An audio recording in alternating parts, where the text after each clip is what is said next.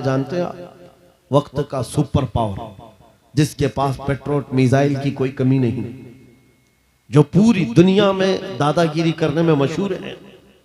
America से लेकर Europe और न जाने कितने ममालिक एक साथ खड़े हैं। क्या कभी आप ये नहीं सोचते, हमारी आंखें तो बहती हैं, दर्द तो होता है, तकलीफ तो होती है, लेकिन प्राउड फील भी होता है कि इतने सारे कुत्ते अगर भौंक रहे हैं तो एक छोटे से इलाके के लिए महीने भर 40 दिन से जंग करके तबाह कर डाला, बम बारूद से पूरे शहर को राख कर डाला। लेकिन मेरे अजीजों, मेरी इस गुफ्तगू को याद रखना, चंद दिन आएंगे फिर देखना आप उन्हीं गज्जा के बच्चों के हाथों में परचम इस्लाम लहराता हुआ देखेंगे, और उन जालिमों के आंखों से आंखें मिलाकर बात करने वाले जवानों को पूरी दुनिया आलोचना कर रही है, तनकीद कर रही है, ये बच्चों के कातिल हैं। एक नुक्ते की बात अर्ज कर रहा हूं, हॉस्पिटल पर बम गिरा देते हैं। आपको पता है फिलिस्तीन में अभी तकरीबन 8000 बच्चे मारे गए, जिनकी उम्र 6 महीने, साल भर, 2 साल, 4 साल, 5 साल।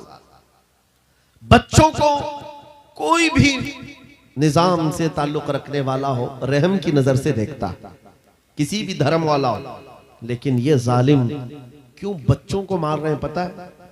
वजह सिर्फ ये है, वो खौफ सता रहा है जो इकबाल ने 100 साल पहले कहा था, सुना है कुदसियों से मैंने कि वो शेर फिर होशियार होगा। इकबाल ने कहा था, सुना है कुदसियों से मैंने कि वो शेर फिर होशियार होगा। कौन सा शेर? निकल करके सहरा से जिसने उलट दिया था तख्ते रोमा को। क्या बात है, वाह वाह वाह। वो शेर फिर होशियार होगा। ये इजराइली वही काम कर रहे हैं जो इनके बाप दादा फिरौनी ताकत किया करते थे। फिरौन को नजूमियों ने बताया था कि एक बच्चा पैदा होगा जो तेरी सल्तनत को हिलाक कर देगा, और इस खौफ से उसने 1 साल के अंदर 12,000 बच्चों को कत्ल कर डाला था। नजूमियों ने बताया था फिरौन के ख्वाब की ताबीर में 12,000 बच्चों को कत्ल कर डाला, लेकिन जो बच्चा इसकी सल्तनत को हिलाक करने वाला था वो मूसा अलैहिस्सलाम थे। पैदा भी हुए हैं और फिरौन के घर में ही अल्लाह ने उनको पाला। आपको पता है, तफसीर उठा करके देख लें, जब हजरत मूसा अलैहिस्सलाम की माँ, उनकी विलादत का वक्त करीब आया तो तहखाने में गई, बेटा पैदा हुआ। हालात ऐसे थे कि फिरौन जो भी बच्चा पैदा होता ज़बह कर देता था। कुरान में आया, युदब्बिऊना अबनाअहुम व यस्तहयूना निसाअहुम। लड़की पैदा होती तो जिंदा छोड़ देते थे, बेटा पैदा होता तो ज़बह कर देते थे। अब मूसा अलैहिस्सलाम जब पैदा हुए तो क्या किया? खुदा की तकदीर और उसकी हिकमत के फैसले आपको मैं बता रहा हूं, तफसीर से ताल्लुक रखने वाली बात। अल्लाह ताला ने मूसा अलैहिस्सलाम की माँ के दिल में ये बात डाला कि एक लकड़ी के संदूक में इनको रख करके दरिया में बहा दो। और रबतना अला कुलूब, अल्लाह ताला फरमाता है कि हमने उनके दिल को बांध दिया, मजबूत किया। किसको? हजरत मूसा की माँ को। उन्होंने एक संदूक में मूसा अलैहिस्सलाम को रखा और दरिया में बहा दिया। मूसा अलैहिस्सलाम की बड़ी बहन बहते हुए संदूक का पीछा करते हुए जा रही थी, देख रही थी कहां गया है संदूक। सीधे फिरौन के बागीचे के किनारे जाकर लग गए।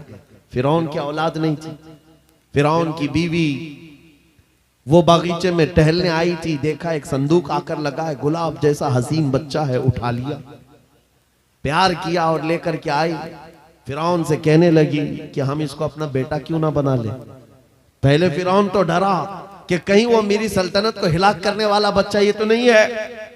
बीवी ने कहा, कैसी बात करते हो, ये तो दरिया से बहकर के आया है, तुम्हें पता नहीं मौला कहां से बहाकर तुम्हारी हिलाकत को लाए। क्या बात है, अल्लाह अल्लाह अल्लाह, तुम्हारी हिलाकत कहां से आएगी तुम्हें अंदाजा भी नहीं है। सुनो मेरी बात को। फिरौन ने बीवी की बात मान ली। मूसा अलैहिस्सलाम की परवरिश फिरौन के घर में हो रही है, फिरौन के घर में, और वो भी किस शान से। मूसा अलैहिस्सलाम पैदाइशी बच्चे हैं, दूध पिलाने की बात आई तो किसी दाया का दूध आप पकड़ते नहीं। मूसा अलैहिस्सलाम की बहन भी वहां खड़ी सब देख रही थी। फिरौन की बीवी से कहा, मैं एक दाया को जानती हूं जिसका दूध हर बच्चा पकड़ लेता है। कहा बुला लाओ, हम शाही खजाने से उसे इनाम भी देंगे। वो गई और अपनी मां को ले आई, अपनी मां को ले आई। मूसा अलैहिस्सलाम अपनी मां के गोद में गए, जैसे ही सीने से लगाया दूध पीने लग गए। बादशाहत में खुशी, और मूसा अलैहिस्सलाम की मां को इनाम और इकराम भी दिया गया। हर बच्चे की परवरिश के लिए मूसा अलैहिस्सलाम की मां को फिरौन के घर में रखा गया।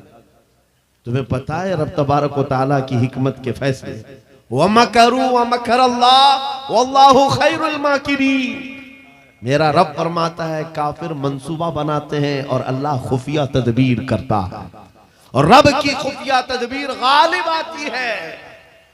मूसा अलैहिस्सलाम जवान हुए फिरौन के घर में, फिरौन के घर में जवान हुए। उसके बाद फिर आपने जब अपनी नबूवत के बाद दावत हक पेश की तो फिरौन जानी दुश्मन हुआ। उसके बाद जो हालात हुए आपको पता है। फिरौन मूसा अलैहिस्सलाम को मारने के लिए पूरी फौज लेकर पीछे निकला। मूसा अलैहिस्सलाम समंदर में चल करके आगे गए, रास्ते आपके लिए खुल गए। फिरौन भी उसी रास्ते पर आया। अल्लाह फरमाता है कि हमने समंदरों को मिला दिया, गर्क कर दिया फिरौन को। एक छोटी सी तारीख में आपको बता रहा हूं, 12,000 बच्चों का कत्ल किया इस डर से कि मुझे हिलाक करने वाला बच्चा ना पैदा हो। लेकिन जो बच्चा तेरी सल्तनत को हिलाक करने वाला था वो तेरी नाक के नीचे परवरिश पा रहा था। आज इन जालिमों ने गद्दा के हजारों बच्चों को सिर्फ इसलिए मारा है कि ये बड़े होकर के मुजाहिद ना बन जाए, ये बड़े होकर के हमें आंख दिखाने वाले ना बन जाए। और बाज़ाब्ता स्टेटमेंट में ये कहते भी हैं इन बच्चों को कत्ल करने से हमें कोई खौफ नहीं, कोई आपत्ति नहीं है, कोई तकलीफ नहीं है, इसलिए कि बड़े होकर के ये हमें आंख दिखाने वाले बनेंगे। ये डर तुम्हारा बता रहा है। कई हजार बच्चों को भी तुम कत्ल कर लो, लेकिन तुम अल्लाह की उस हिकमत से गाफिल हो। जालिमो, वो अनकरीब पैदा होगा जिसको दुनिया सलाहुद्दीन कहती है, वो अनकरीब होगा। मेरे अजीजों, आज के नौजवानों से मैं ये कहता हूं, तुम्हारे दौर में भी ये डरा सहमा हुआ जो माहौल है लोग बनाने की कोशिश कर रहे हैं, अभी देखना और हालात खराब किए जाएंगे। हमारी हुकूमत आएगी तो मस्जिदों को तोड़ डालेंगे, मदरसों को तोड़ डालेंगे। इन जालिमों को लगता है तुम्हारे सारे बिल्डोजर में ही ताकत है। सिर्फ ताकत इसी का नाम है। राज मिल जाए, तख्त मिल जाए, उस वक्त कुछ लोगों के ऊपर जुल्म करना आसान है, जिस तरह चंगेज ने भी किया, हलाकू ने भी किया, बड़े बड़े जालिमों ने किया है, और उनका हशर भी तुम्हें मालूम होना चाहिए। इंशाअल्लाह वो वक्त आएगा जब खसो खाशात की तरह तुम बहा दिए जाओगे, अखबारों में तुम्हारा नाम तक ना होगा। और अगर कुछ बाकी रहेगा तो क्या रहेगा?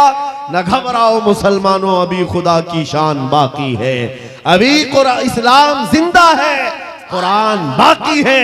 ये जालिम काफिर क्या समझते हैं जो रोज हमसे उलझते हैं? अरे अभी करबला का आखिरी मैदान बाकी है।